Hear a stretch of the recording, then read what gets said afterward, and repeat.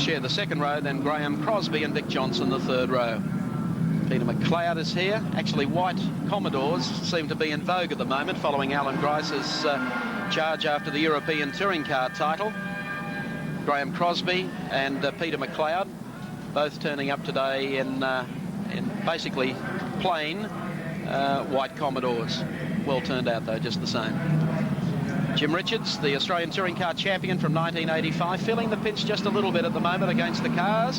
30 seconds away from the start. And the field is set.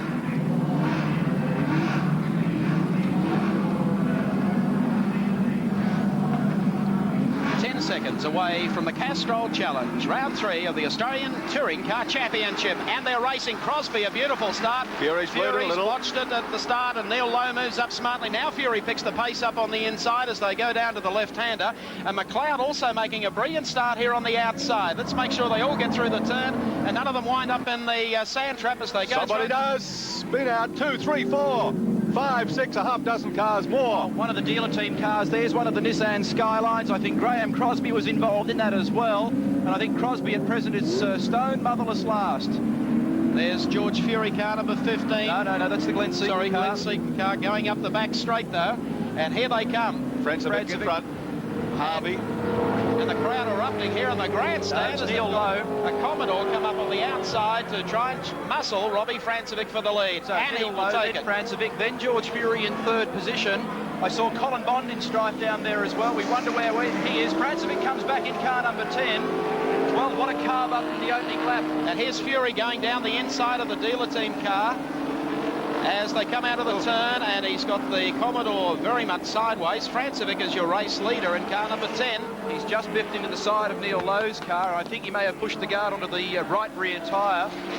Just checking some of the survivors just in behind the leading division. McLeod is there. Gary Rogers is there. Peter Williamson is there. Colin Bond, yeah, he's there as well. Peter McLeod fourth in car number 4. We saw a glimpse of him there in the background in the plain white car.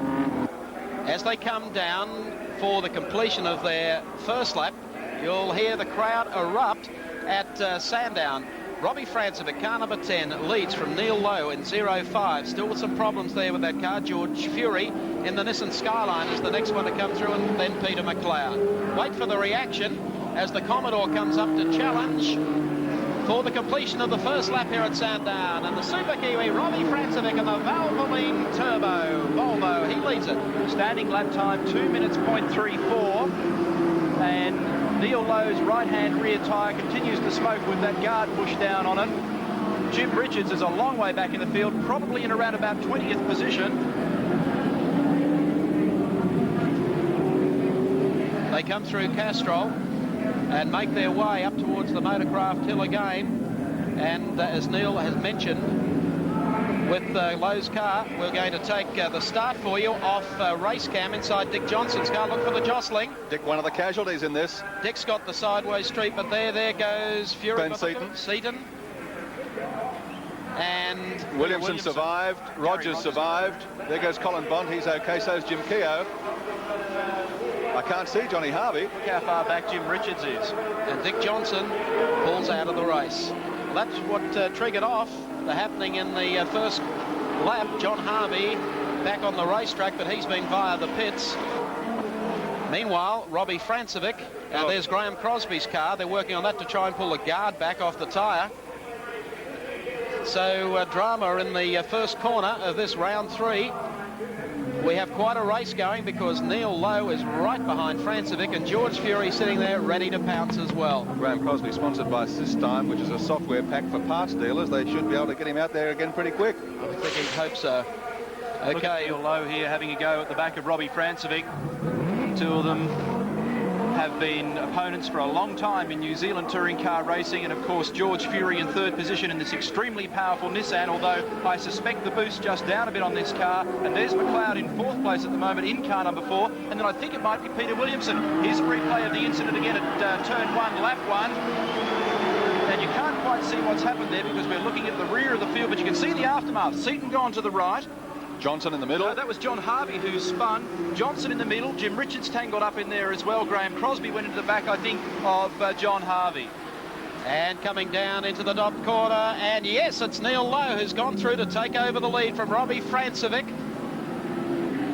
Just back behind them, George Fury, of course, has been passed now by McLeod. Or is that Crosby, rather, who's made his way out of the pit area and caught up in between them? Yes, Crosby's gone back out, but is down at least one lap, possibly two.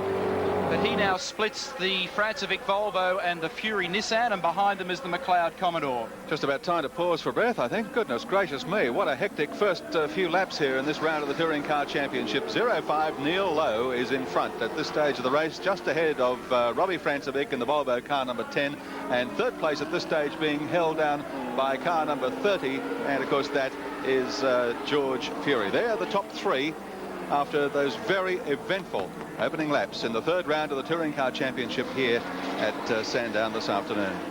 Goodness me, who is going to survive to race end? Well, that bloke won't if he stays there. Track, yeah. Well, 05, Peter Brock's in Europe. Neil Lowe is here, and he is leading round 3 of the Touring Car title. The Touring Car Championship, the Castrol Challenge from Sandown. They've changed the front spring rates in the Commodore this weekend in both the car number 3 and 05 cars, and they claim that it's certainly making the car handle a lot better at this circuit. The crowd again roaring as Neil Lowe goes by, followed by Francevic and then Fury. One-third race distance gone, 14 laps remaining. They were also experimenting with a couple of engine changes in this car, or at least changes to the engine, which they claim will give them something like an extra 10-odd horsepower. The moves that they were making, they decided to retract and not use this weekend for reliability reasons. But the news is that the Commodore could be even quicker in the near future. Here's Robbie Francevic making his run on the outside of Neil Lowe. Bumper to bumper, door handle to door handle. Two Aucklanders alongside one another, and it's the 05 Commodore that has the legs, quite surprisingly. Francevic will come in under brakes on Neil Lowe, and Fury drops in for the inside run as well. And Francevic goes through. Lowe sends it sideways, goes out. The big cheer coming up from the crowd here because Lowe keeps the pedal down, and he's going to come out, still running, in about fourth spot. Yep, fourth spot. McLeod goes past to take up third placing. Well, just maybe a slight touch there between Fury and Neil Lowe. Sent Neil into a spin. 11 laps just over remaining in this round of the Touring Car Championship, so we're coming up on half distance as car number 30 George Fury assumes command in round 3 of the Australian Touring Car Championship and now has the lead over car 10 Robbie Francevic's Volvo. Neil Lowe in the 05 Commodore has regained third place ahead of Peter McLeod in car number 4. Then we've got Colin Bond followed by Peter Williamson, then Murray Carter, Gary Rogers and Tony Longhurst in 9th position. Well, the little reformer George Fury, the man who has stolen 3 pole positions for 3 rounds of the Touring Car Championship, now takes over the lead. A simple move, is going up the back straight. He's gone past Robbie Francevic. This is the car yesterday that scored pole position with a 150.7 to the Volvo's 151.8. It's also remembered that Francevic is the leader of the Australian Touring Car Championship at the moment, and although George Fury has put in some tremendous performances, he didn't score, of course, in that first round at Amaroo Park. He picked up points at the second round in Tasmania, so there's quite some deficit. The fellow that's actually in second place is Tony Longhurst. He's driving the Class A BMW 325. He's back in 9th place at the moment. So Fury needs all of these points. The way he's working at the moment, it's going to happen. 10.7 seconds between Robbie Francevic and Neil Lowe to give you some idea of how the top 3 are going. And here's Colin Bond. He is in 5th place outright. He is leading the 2.5 litre division in the Ignis Alpha. It's a new car.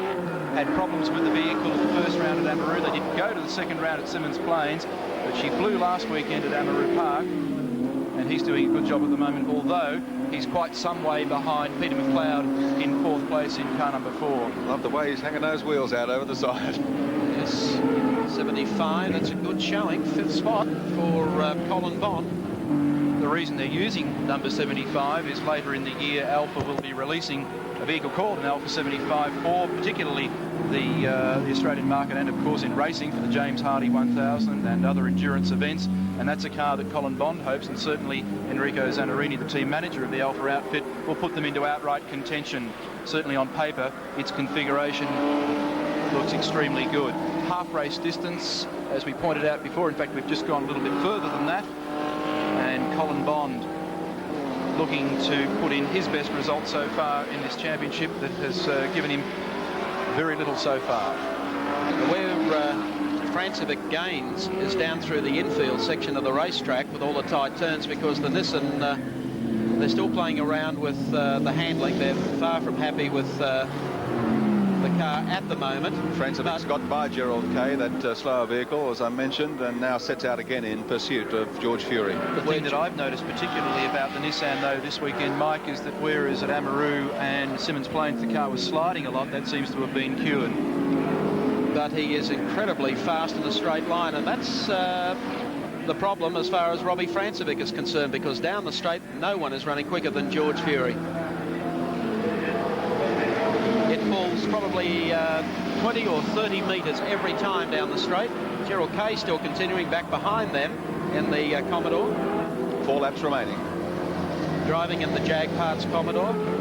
The other thing that I learned yesterday about this car in the lead at the moment is that for the first time this year they're experimenting with a new Dunlop radial racing tyre, as yet unavailable to most competitors, and the Nissan team have been experimenting. They've been trying all sorts of different combinations, so perhaps that's helping in some way, shape or form. So George Fury, car number 30, up the Motorcraft back straight, and you'll notice that the gap that he held over Robbie Francevic will now dissipate as they come onto the loop area, section of tight corners. Francevic will close up all the way through here, but George knows he has the edge on both straights. So little George Fury in car number 30, the Peter Jackson Nissan, continues to lead round 3 from the Kiwi Robbie Francevic and Neil Lowe. Laps running out in round 3 of the Australian Touring Car Championship from Sandown in Melbourne, and George Fury is still the race leader, being stalked though by Kiwi Robbie Francevic in car number 10, the Valvoline Volvo. At this stage though, George seems in command of the situation. Neil Lowe still running in 3rd place. He's not going to be challenged for that. There's Francevic. The gap's still about the same as they come across the line, with about 2 laps remaining.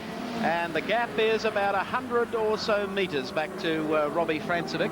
In terms of time, Mike, it's just over a second, and there's a further 22 seconds between our second place man, Robbie Francevic, and Neil Lowe. This is Tony Longhurst in car 25, second place in the series at the moment with a total of 39 points, arriving at that from a great drive at Amaroo Park and also at Simmons Plains. It was a 3rd at Amaroo, a 7th at Simmons Plains.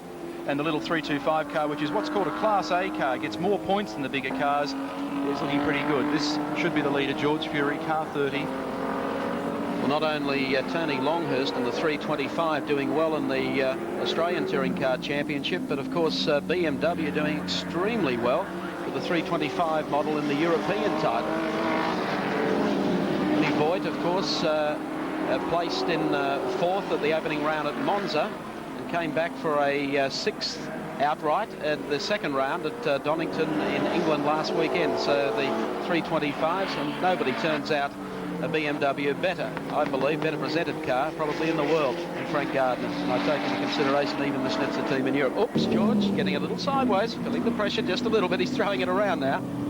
Laps are running out. Robbie still close through this section of the track. But George, I think, will be delighted to give Freddie Gibson, Howard Marston and all the boys at Nissan a win here at Sandown today. Hometown crowd have been barracking George since the race started. And he's heading down past the pit area now. 3 pole positions for the Peter Jackson Nissan team so far this year. And today could be their first win, and I would suggest the first of many, the way things are shaping up. And young Glenn Seaton has debuted the second of the 2 cars in this team this weekend, and Gary Scott from Queensland will also have a run in the car. So the Nissan team is going to be very strong. We saw some smoke before from the Gerald Kay Commodore. That's been doing that for some time. Gerald's still hanging in there. Yep, doesn't appear to be terminal. Coming out of Castrol and heading up the back straight, Motorcraft. And George Fury, one of motor racing's most likeable people. very friendly little fella. He's been around racing for many years, a rally star. Boy, hasn't he made the change over to touring cars a strong one. He gave Nissan an endurance championship as far as manufacturers go a couple of years ago, and he's a multiple Australian rally champion. Sensitivity for a motor car is brilliant, and the gap at the moment between he and Francevic is 2.21 seconds. And unless he makes a big blue with now a lap and a half remaining, it's all over bar the shouting. They come once again through the loop, heading on their way to Dunlop. Car number 30, the Peter Jackson Nissan Skyline, driven by George Fury. There's Francevic. He stalked George throughout this race, thought that he would have perhaps a much better shot at winning here at Sandown today, but he'll be comfortable with second points today, retain the lead outright in the touring car title. We're coming down past towards the pit area now, into the right-hander. And I think the champagne corks will be popping in the Peter Jackson Nissan tent shortly. Coming out of the last corner onto the long front, finishing straight at Sandown, and George Fury will come across the line and take it. Checkered flag for little George. He wins his first touring car championship race of the season. Second spot will go to Robbie Francevic, and third place will go to Neil Lowe in the Holden Commodore for the mobile team, car number 05. Well, what a splendid performance from George Fury. As I said before, 3 pole positions so far this year, and this the first win. And that will make Howard Marsden and Fred Gibson and the entire team extremely pleased indeed. And a quick calculation in the brain here would tell me that Robbie Francevic would go on to about 82 points in the championship, continuing to extend that lead. And that's a fine performance from the Volvo guy. Other great performance, of course, was Neil Lowe. That was sensational stuff in the opening laps for him, and what a shame he went round at the end of the hairpin down here at the back straight, because we may well have looked at Neil Lowe's first victory in the Holden dealer team car 05. Well, George Fury wins round number 3. We hope you've enjoyed our telecast from Sandown. Make sure you join us a fortnight from today from round 4 from Adelaide International.